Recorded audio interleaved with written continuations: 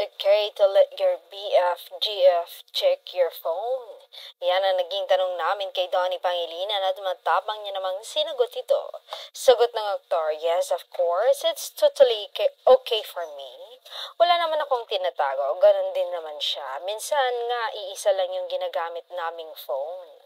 We have no reason to distrust each other and many reasons to trust each other. Without trust, any relationship is at a dead end.